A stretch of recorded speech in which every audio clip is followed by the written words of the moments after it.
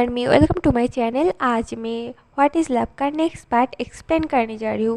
पिछले पार्ट में हमने देखा था जेके रोते रोते बेहोश हो गया था। अब इस पार्ट में थोड़ी देर बाद जेके को होश आता है, पर वो बिलीव नहीं कर पा रहा था कि जिमिन अभी इस दुनिया में और नहीं है। अब ऐसे ही 2 मंथ बीत जाते हैं।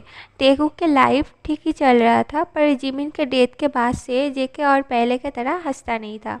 हर वक्त खुद को काम में बिजी रखता था। जिमिन के डेथ के बाद से जेके डिप्रेशन में चला गया था।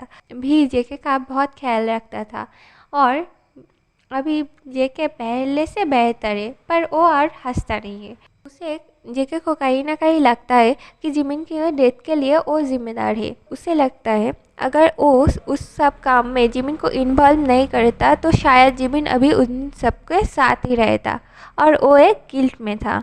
जेके अभी जिमिन के ऑफिस को संभालता था। वो ऑफिस में बैठा हुआ था और वो अपने और जिमिन के पिक देख रहा था और वो रो रहा था। और टाइम स्किप होता है रात में। जेके टेरिस में ड्रिंक कर रहा था। वो पूरा ड्रंक हो चुका था। वो खुद को हर्ट कर रहा था। पीछे से भी आके जेके को रोकता है। जेके कहता है छोड़ो मुझे भी, ये सब मेरे लिए ही हुआ था, मैं और जीना नहीं चाहता। भी कहता है नहीं जेके, ये सब तुम्हारे लिए नहीं हुआ, तुम खुद को हर्ट मत करो। फिर जेके भी को हक करके रोने लगता है।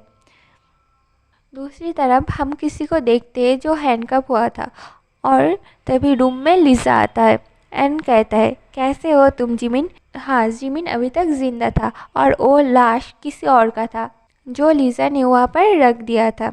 जिमिन कहता है लिजा, तुम ये सब ठीक नहीं कर रहे हो, मुझे जाने दो। तभी रूम में काय एंटर होता है। जिमिन काय को देख के कहता है काय अंकल आप। काय कहता है क्यों चौंक गए तुम, लिजा मेरी बेटी है और तुम्हारे डैड को भी मैंने ही मारा था, और अब तुम्हारी बारी। जिमिन कहता है ये सब अब ठीक नहीं कर रहे हो। काय उसके आदमी को इशारा करता है और 2 गार्ड जिमिन को कार में ले जाता है। दूसरी तरफ भी ऑफिस में जा रहा था एंड कार सिग्नल पे रुका हुआ था। वो विंडो से बाहर देख रहा था। अचानक ही ऑपोजिट साइड के एक कार पे उसे जिमिन जैसा कोई दिखता है।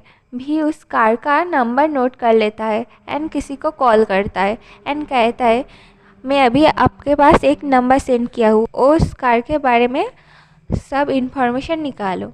दूसरी तरफ वो लोग जिमिन को एक लैब में ले आते हैं और जिमिन तभी बेहोश था एंड कुछ साइंटिस्ट मिलके जिमिन के ऊपर बहुत सारे टेस्ट कर रहे थे।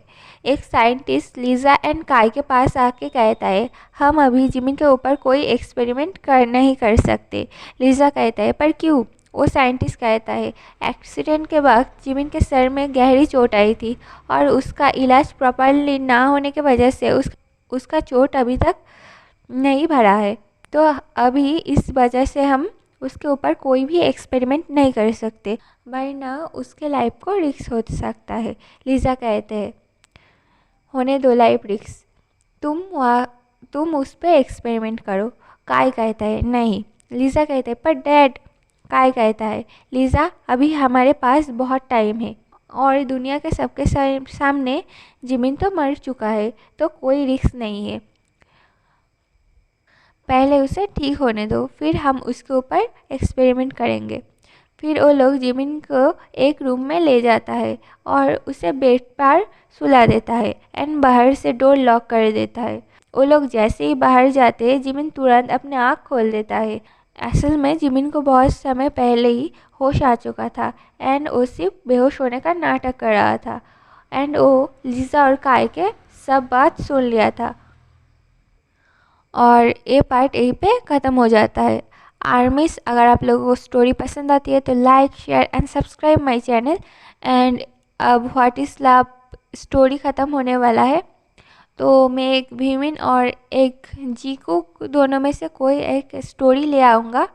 तो आपको कौन सी स्टोरी पहले चाहिए ये मुझे कमेंट करके बता देना, और कोई स्टोरी आइडिया हो तो वो भी आप मुझको सजेस्ट कर सकते हो, तो कमेंट कर देना।